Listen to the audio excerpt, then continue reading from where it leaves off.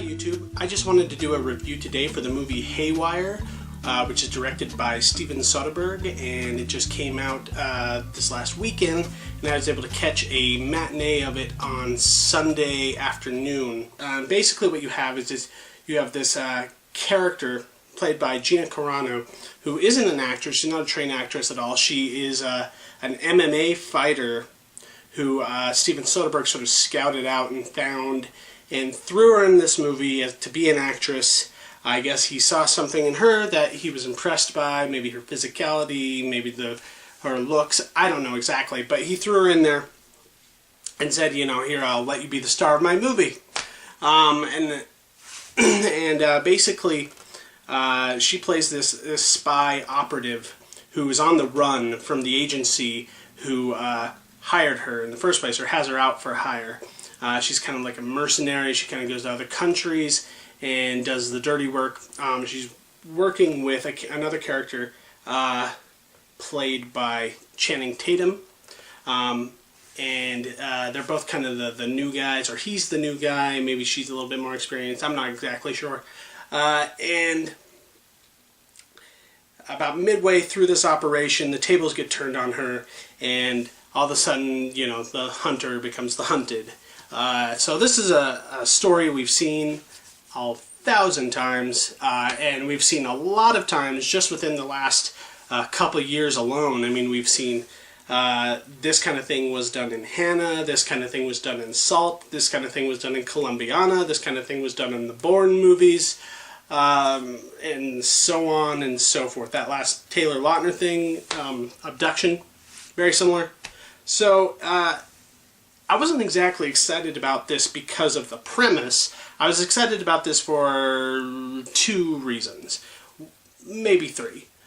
Reason number one, it is directed by Steven Soderbergh, who is a director that I admire. Even if I don't love all of his movies, and I don't love all of his movies, I always admire what I'm seeing. I think he's a talented guy, and he's an interesting director, and he's always going to bring something there, especially visually.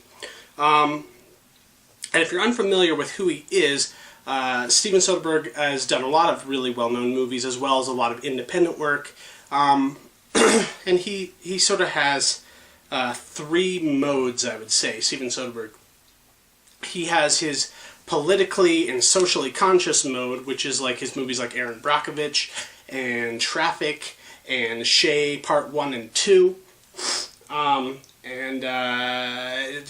Contagion, to a certain extent, he's dealing with hot-button topics and news-related items, etc., and so on and so forth. Then you have Steven Soderbergh, the action-adventure stylist, or thriller, kind of moody, sort of atmospheric stylist. And then you see he does these kind of sort of lighter, popcorny sort of genre movies, like Out of Sight, which is my personal favorite Steven Soderbergh movie, just throwing that out there. Another movie called The Limey, which had kind of a similar feel to this as Haywire, and the Oceans movies, which have done very well for him, probably his most successful films that he's made to date. And this has a very similar tone to those movies. Haywire is very much kind of, he's working in that mode, that, you know, his cool mode, I like to call it, where he has kind of the sort of 60s-esque spy, almost James Bondish type music playing in the background, where you hear like the light beats of the bongo, and then a little bit of guitar kind of comes in and chimes these little sparse notes in and there, and it's all just very deliberately paced and very well shot, as usual. He does all of his own cinematography, usually under a pseudonym. Peter Andrews, I think, is his fake cinematographer name. But his movies always look great. And this one does too, I would say. The last mode, before I go finish my review, I kind of started something, I better finish it. The last mode that he works in, I guess, would be his independent, sort of weird, experimental stuff. He did this movie called Bubble, a movie called The Girlfriend Experience, Sex, Lies, and Videotape to a certain extent, which was his first film, Schizopolis, full frontal. He does these kind of weird, strange movies for really, really small budgets because he knows nobody's going to really see him, but he can kind of play around and experiment. And you get a little, maybe just a tad bit of that in Haywire as well. But for the most part, he's definitely working in the same genre mode as his Ocean's movies and his movies like Out of Sight and The Limey. Speaking of The Limey was written by a writer named Lem Dobbs, who has written other notable screenplays as well. But when Soderbergh and Lem Dobbs kind of teamed up for that movie, in my opinion, they kind of created something special. They sort of worked together really well. They sort of understood what each other wanted out of the film. And this is The Limey. In case you've never seen it before, you should definitely go out and rent this movie and see it, especially if you liked Haywire, because it's the same creative team. Although I think this one is a little bit more experimental and a little bit smarter, I'm afraid to say. Which leads me into my criticisms for Haywire. Gina Carano's not an actress at all. She's not horrible to watch. And I'm not just saying that because she's fairly attractive, which she is, but she's seems a little uncomfortable in the role. You can tell she's pretty green. She hasn't done this a lot. And she's a little uncomfortable with her line delivery, especially when she has to, like, you know, lick off these one-liners, these action star kind of one-liners. She doesn't feel very confident in them, and they always come off a little bit phony. When she's working against a better actor, like there's a great sequence in the middle of the movie where she is on this pseudo-date with Michael Fassbender, and it's a good 10-15 minute sequence where they kind of go out on this date and it ends in a fight between the two of them. That's not a spoiler, it's in the trailer. I'm just telling you now, angry commenters. That's a great sequence, and then she's really good in that part because I think he's bringing something out of her, and it seems like all the actors kind of do that. When it's Channing Tatum and her Gina Carano, her flaws show a lot more because Channing Tatum isn't very good either. He's a dancer turned actor.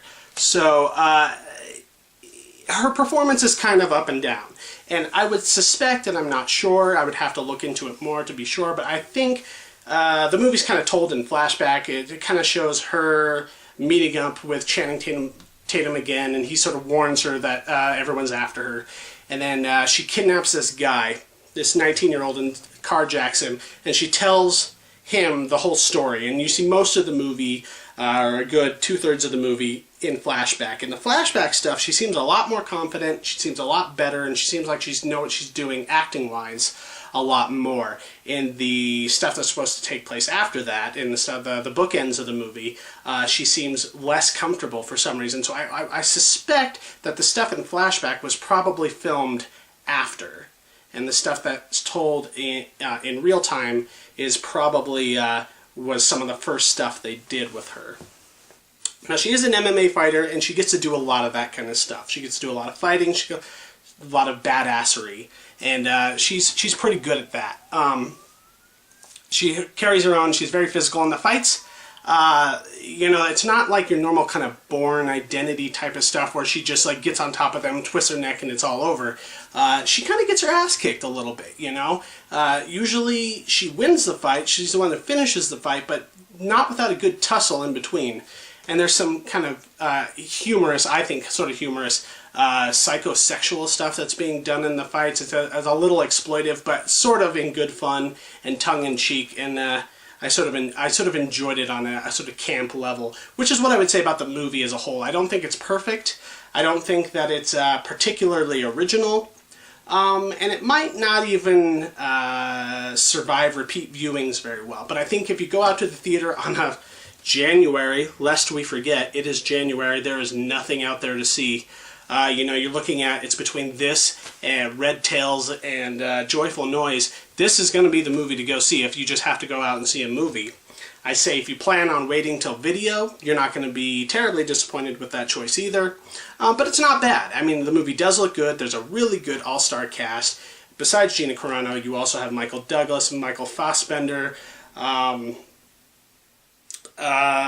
McGregor, and Antonio Banderas. I mean, just there's stars up the wazoo in here, and everybody does a pretty good job in the movie, especially some of the older actors. So yeah, I'd say if I were to give it a grade, what would I give Haywire? A B- is what I would give Haywire. It's not perfect, but it's certainly fun, and it's kind of a slick, fast, gets to the point action movie, and it's very economically made. You know, it doesn't waste a lot of time, like this review is.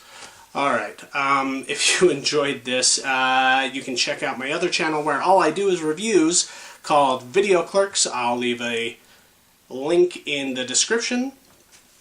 And if you aren't all about this, but you like the DVD updates, there's more of those to come.